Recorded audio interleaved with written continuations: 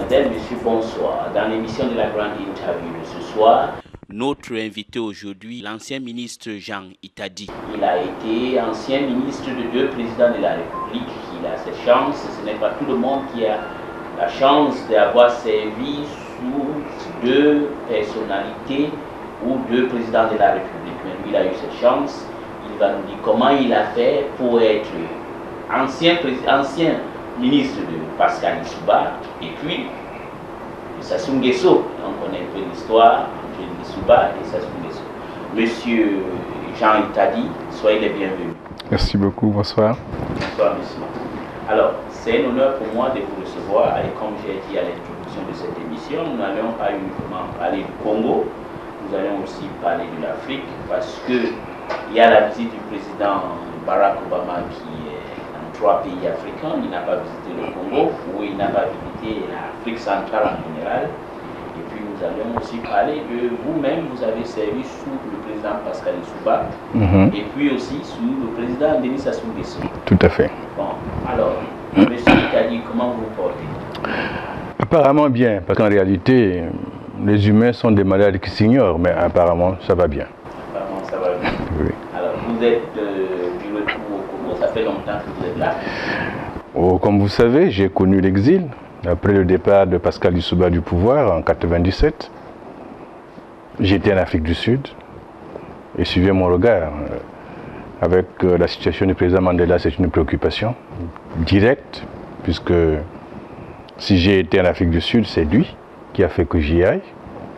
J'ai été accueilli chez lui, dans sa famille, et au moment où nous commençons cette émission, ma pensée est vers lui. Et mes prières, comme les prières de ma famille, vont dans sa direction. Nous espérons qu'il continuera à nous inspirer encore pendant longtemps. J'étais donc exilé en Afrique du Sud et j'ai commencé à amorcer mon retour il y a quelques années. Et comme vous voyez, je ne suis pas encore totalement installé puisque je suis dans un cadre qui n'est pas encore définitif. Mais j'espère que très bientôt tout va être fait pour que je sois totalement réinstallé dans mon pays. Mais alors, avant de parler de votre pays, j'aimerais un peu rester sur votre séjour en Afrique du Sud. Vous avez eu un privilège de rencontrer Nelson Mandela. Et dites-moi si c'est vrai ou faux, vous avez même eu un autre privilège, pas uniquement de le rencontrer dans un salon comme là, il vous a amené même dans sa chambre, c'est vrai ou faux? Bon, disons que les Mandela sont des gens simples. J'ai eu l'honneur et l'amitié de recevoir déjà ici au Congo la famille Mandela. Zenani, Mouzi et autres m'ont visité, ont été chez moi ici. J'ai été effectivement en Afrique du Sud chez Mandela, dans toutes ses maisons, y compris la première qu'il avait à Soweto. J'ai mangé là une cuisine faite par Winnie, c'est vrai. Et mes enfants, puisqu'ils étaient encore jeunes à ce moment-là, ont joué sur les jambes de Winnie, ça aussi c'est tout à fait vrai. D'ailleurs, je suis considéré un peu comme le fils dans cette famille-là. C'est un privilège important. Mais il n'y a pas que sur le plan personnel, sur le plan de l'État. S'il y a eu projet Sunda, c'est parce que Mandela, Alec Irwin, son ministre de l'Industrie, ont contribué à faire que l'Afrique du Sud intervienne pour aider au financement de Sunda. Donc, il n'y a pas que ma relation personnelle, le Congo aussi y a gagné, même si le projet Sunda, comme vous savez, s'est arrêté en chemin. Le projet Sunda s'est arrêté en chemin, mais on parlera de ça, parce que c'est très intéressant et c'est courageux de votre part d'avoir parlé de ce projet, parce que bon, c'est un projet où on en parle beaucoup. Mais restons un peu en Afrique du Sud. Vous qui avez vécu là-bas pendant longtemps, en exil, est-ce que vous partagez l'idée des gens qui pensent que après Nelson Mandela, l'Afrique du Sud peut tomber dans le chaos? Dans le chaos, j'espère que non. J'espère que non pour l'Afrique du Sud, pour les Sud-Africains, mais j'espère que non aussi pour l'Afrique entière. Parce que le monde de demain, c'est un monde qui va s'organiser autour des grands pôles. Et le développement de l'Afrique se fera nécessairement par un des pôles, parmi tant d'autres, mais en tout cas un des pôles, c'est l'Afrique du Sud. Il y aura sûrement probablement le Nigeria. On pense à l'Éthiopie, mais j'espère qu'un pays d'Afrique centrale aussi va émerger pour jouer ce rôle. pour ne pas faire des jaloux, enfin il faudrait bien. Mais l'Afrique du Sud est tellement important que nous avons besoin qu'elle se porte bien, l'Afrique du Sud. Mais comme disait le président Mbeki, il ne chausse pas les mêmes chaussures que Mandela. C'est vous dire, quand vous remplacez un monsieur aussi grand que Mandela, il est difficile d'arriver à sa hauteur. Parce qu'il donne non seulement une dimension intellectuelle et morale, mais aussi il impulse tout un processus. Nous espérons de toute manière que d'autres Sud-Africains prendront le relais et ils ont des cadres. L'ANC a des cadres, l'Afrique du Sud a des cadres, et j'espère qu'ils trouveront des solutions pour leur avenir et pour l'avenir de l'Afrique. N'oubliez pas que j'avais dans ce pays créé un parti politique qui s'appelait le Mouvement africain pour la renaissance et la solidarité. La renaissance africaine était mon projet, notre projet. J'ai été heureux de voir ce projet repris et amplifié par le président Mbeki et d'autres en Afrique du Sud. C'est dire que nous avons besoin d'Afrique du Sud et nous espérons qu'il n'y aura jamais de chaos en Afrique du Sud. Vous qui avez été là, Mandela vous connaît bien. Mandela connaît aussi le président Sassou. Oui, tout à fait. Il connaît bien. Tout à fait. Et quand vous étiez là en exil, qu'est-ce que Mandela vous disait? Sur lui, sur moi ou sur Sassou? Sur Sassou. Bon, vous savez très bien qu'un grand président comme Mandela ne peut pas faire de confidences sur un chef d'État comme le président Sassou, qui a contribué, il faut le dire. Il faut se dire que la libération d'Afrique australe est le fruit du travail des générations de Congolais. Ça n'a pas commencé avec nous. Et quand je dis avec nous, je parle du président Sassou aussi, puisque nous sommes l'équipe qui l'a amené au pouvoir et qui a commencé avec lui. Déjà avant nous, les équipes du président Massamba Deba, avec son premier ministre Pascal Lissouba et l'équipe de Marie Ngouabi et autres, ont contribué à la libération de l'Afrique australe. Mais il y a eu effectivement une chance énorme, c'est que tout ceci se résout dans les années 90, et c'est le président Sassou qui est président à ce moment-là. Je ne peux pas vous dire qu'il a un jugement sur M. Sassou de telle ou telle manière. Je peux simplement vous dire que l'Afrique du Sud est très reconnaissante de ce que les filles et les fils du Congo ont apporté à leur action et à leur libération. Et est-ce qu'ils ne sont pas un peu gênés qu'il n'y a pas une relation particulière et chaleureuse entre Pretoria et Brazzaville? Cette question est à poser au président Sassou, à son gouvernement. Je ne peux pas y répondre. D'accord. Bon, maintenant, Monsieur Itadi, vous avez été là-bas et vous êtes revenu au Congo. Ça veut dire que M. Sassou, c'est un monsieur qui est... Oui, son régime, ils sont tolérants, ils vous ont accepté de revenir. J'espère que ce que je dis là m'habite, mais j'espère que ça habite tous les dirigeants politiques. Tout faire, mais absolument tout faire, pour qu'aucun citoyen, aucun compatriote ne soit laissé sur le bord de la route. C'est une nécessité.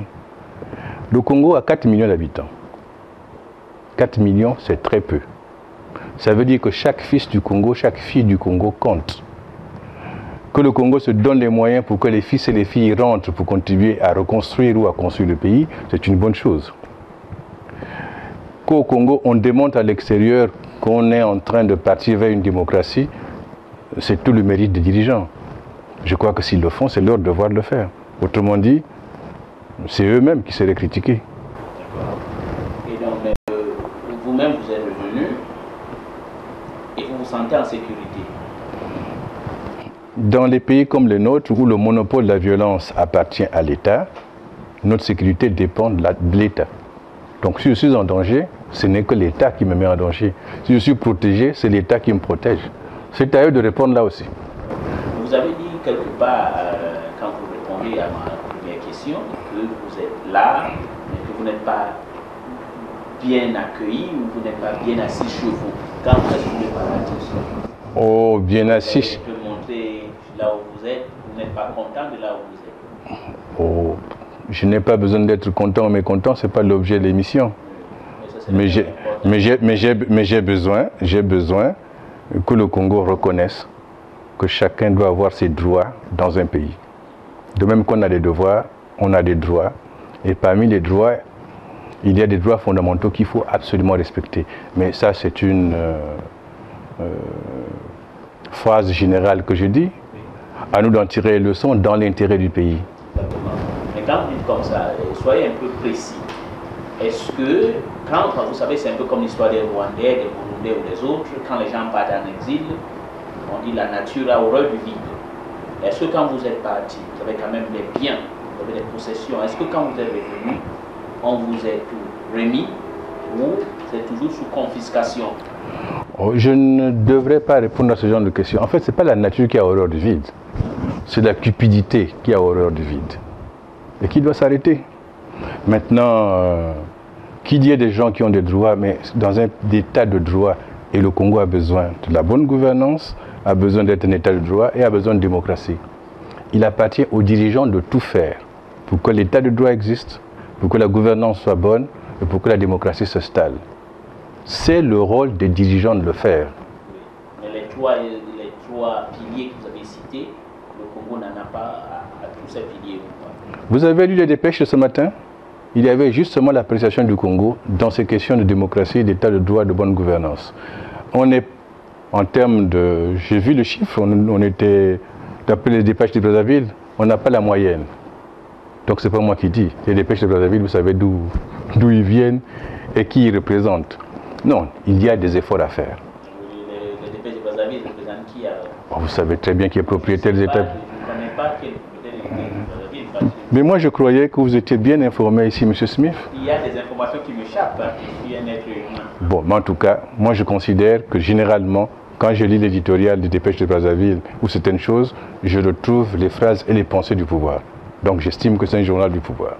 Ceci dit, c'est un des meilleurs qu'on a et un des rares qu'on a, qui disent des choses qui ne nous plaisent pas, c'est une chose, mais au moins, ils ont l'avantage d'exister et c'est bien qu'ils existent.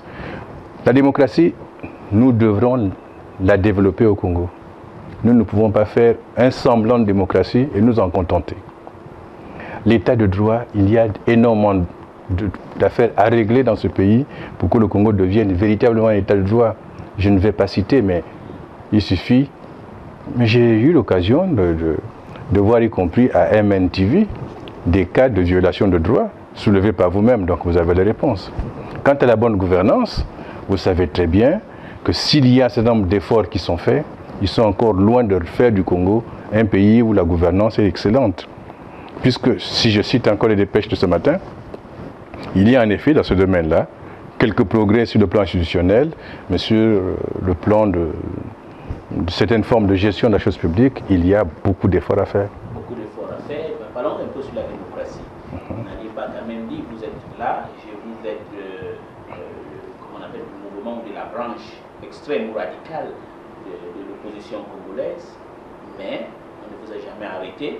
Vous avez le droit d'organiser vos meetings, vous appelez même aux démissions des membres du gouvernement et on ne vous inquiète pas. Est-ce que là n'est pas des prémices ou des fondations qu'il y a une démocratie qui existe au Congo? Si l'existence de la démocratie suppose l'absence de l'opposition, ou plutôt le fait que les membres de l'opposition ne soient pas arrêtés et autres, si c'est ça la démocratie, c'est une question qu'il faudrait approfondir. Je pense que c'est l'état de droit qui fait qu'on respecte les droits des gens, y compris les arrestations arbitraires, des choses comme ça, c'est l'état de droit qui règle. Des pays peuvent faire que la règle soit respectée, soit que ce soit des pays fondamentalement démocratiques. Dans le cas du Congo, ce que je souhaite moi, c'est que non seulement la règle, le droit, la Constitution soit respectée, mais aussi que les libertés fondamentales, que la démocratie s'installe. Alors, est-ce que le Congo est un pays démocratique déjà? Mais non, tout le monde sait, au pouvoir comme dans l'opposition, qu'il faut construire. Ça se construit une démocratie. Ça prend donc du temps. Chaque fois qu'il y a un pas dans la bonne direction, c'est bon. Mais chaque fois qu'il y a un recul, il faut dénoncer. Parce que c'est le silence coupable devant les violations de droits, devant les violations de liberté, qui amène précisément un recul de la démocratie et de l'état de droit. Nous ne pouvons pas nous permettre cela.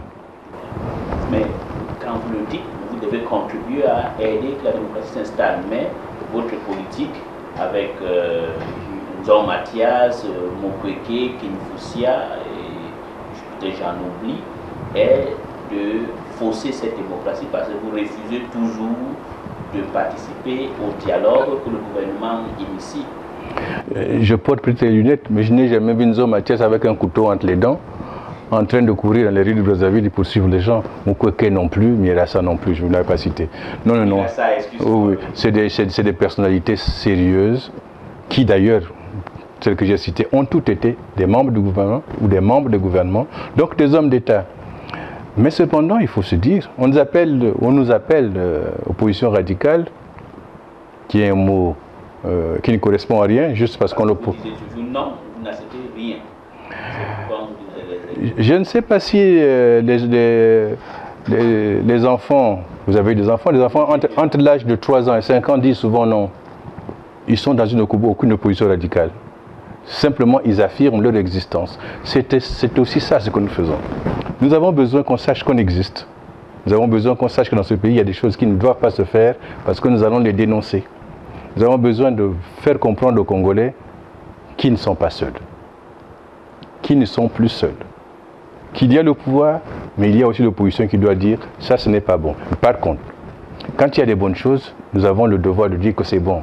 Mais ne demandez pas de dire que c'est bon quand ce n'est pas bon.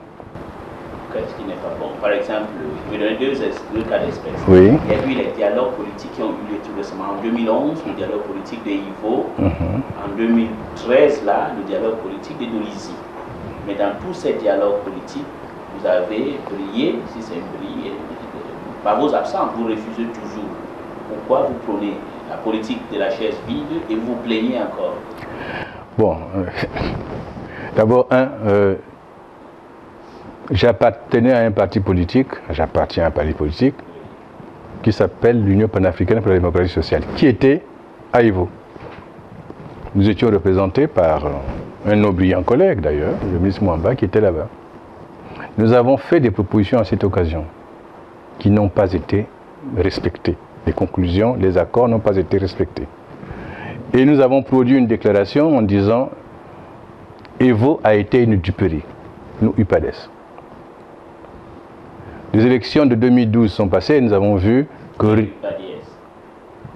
l'UPADES, le parti créé par Pascal Lissouba,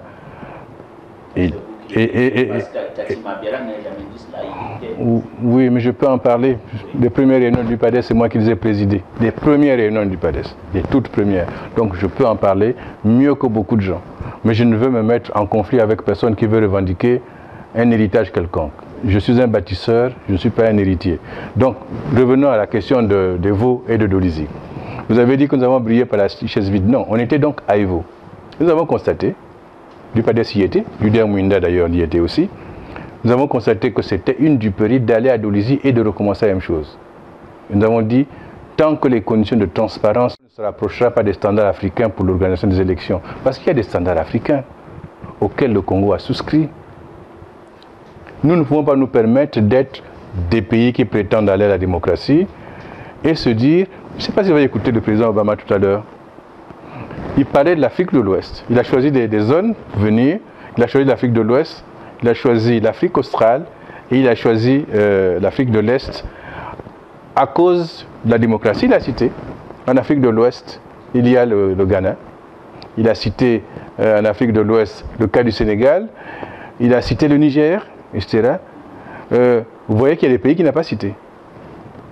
Mais l'Afrique centrale, c'est un trou noir en matière démocratique. Et vous, Elie Smith, vous êtes un journaliste, vous devez tout faire pour que la zone à laquelle vous appartenez excelle aussi dans ce domaine.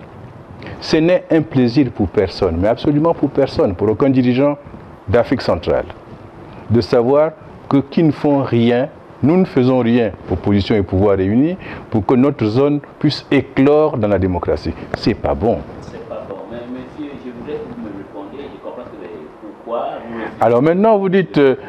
Qu'est-ce qu'on allait faire à Dolizy? À Dolizy, qu'est-ce qui a été obtenu? Je me souviens encore des revendications prônées par nos camarades de l'UPADES qui sont allés à Dolizy. Ils ont demandé une commission électorale indépendante, elle n'existe pas, elle n'a pas été obtenue. Ils ont demandé des tas de choses intéressantes qui n'ont pas été obtenues. Ils croyaient avoir obtenu le recensement administratif spécial. Mais ils l'ont obtenu. Le recensement administratif spécial, je vais vous dire exactement. En fait, ils n'ont rien obtenu. Ils devraient obtenir le recensement administratif spécial, c'est déjà fait dans ce pays. C'est un recensement paritaire. Égalité entre l'opposition et le pouvoir. Et la structure qui est mise en place est une structure de parité. Qui est le président de la commission nationale? Il s'appelle M. Mboulou, le ministre de l'administration du territoire. Qui vient après lui? C'est l'ancien président de la CONEL, dont on sait qu'elle n'est pas indépendante. Après le président de la CONEL, c'est M. Ngakala, qui est le permanent du PCT. Après lui, quand vous regardez la structure, elle est entièrement ou essentiellement faite du pouvoir. Ce n'est pas... Si vous étiez là, peut-être votre présence, ou la présence de Matria, Dong, Mirassa, devait peut-être changer. S'ils étaient démocrates, ceux qui ont fait ça, ils devaient se dire, ce n'est pas parce que l'opposition n'est pas là que nous ne respectons pas la parité de la structure. Ils n'ont pas fait. C'est parce qu'en fait, ils ne sont pas démocrates. Et c'est ceux qui croient qu'il fallait aller avaliser ça qui se trompent. Nous n'avons pas voulu avaliser ça. Mais nous... Y être, monsieur, celui qui n'a pas été, c'est comme l'histoire de De Gaulle et de Giroud. Si vous ne participez pas, l'homme qui est là, il va toujours sortir d'un cœur. Mais ça s'appelle le cynisme, ça. Ce n'est plus de la politique. L'art politique, c'est de prendre en charge la cité. Ce n'est pas de se dire, je profite de l'absence des autres pour faire n'importe quoi. Si le pouvoir se dit, ah tant pis, l'opposition dite radicale, comme vous dites, n'était pas là, et nous nous permettons, y compris de ne pas donner au Congo la possibilité de respirer, de créer les conditions d'une élection libre, juste et transparente, ce n'est pas une erreur, c'est une faute. Pourquoi c'est une faute? Donc vous n'êtes pas parti parce que la dernière fois Evo, on vous a roulé dans la farine? Non seulement parce que Evo a été une duperie, mais encore aujourd'hui, nous avons la confirmation que Dolizy n'a pas été meilleur. Donc si par exemple Dolizy, non, Evo était bien, on ne vous trouverait pas aujourd'hui à côté de Jean Mathias, donc vous êtes peut-être opportuniste. Non, si Evo s'était bien déroulé, oui. Si nous avions mis les conditions de transparence électorale, il n'y aurait pas eu la déclaration du 17 août qui réunissait les partis de l'opposition. Cette déclaration naît parce que les élections de 2012 ont été les élections de la honte. Je vais vous dire, depuis 2002, les élections, chaque élection qui se passe se produit de mal en pis. C'est-à-dire que celle de 2012 est pire que celle de 2009, celle de 2009 pire que celle de 2008, celle de 2008 pire que celle de 2007, etc. Pourquoi? Il suffit de voir le taux d'abstention pour se rendre compte du rejet que les Congolais ont vis-à-vis justement de la classe politique et des élections congolaises. Mais monsieur, il ne participe pas peut-être parce que vous, les autres, n'y viennent pas. Pourquoi vous ne venez pas participer? Vous contentez de dire que c'était pire que les autres. Mais ça montre simplement que les Congolais ne sont pas si idiots que ça. Si nous, acteurs politiques, nous n'allons pas parce que nous estimons que ça ne vaut pas la peine d'aller, pourquoi voulez-vous que la personne qui doit aller au champ, qui doit s'occuper de sa boutique et consorts, perde son temps pour aller voter lorsque le résultat est connu d'avance et il a été consigné quelque part dans un bureau? Ça ne sert à rien. Si nous voulons la participation, il faut que les élections soient justes, libres, crédibles et transparentes. Et à ce moment-là, les gens se diront, oui, la politique vaut la peine de la vivre et de contribuer.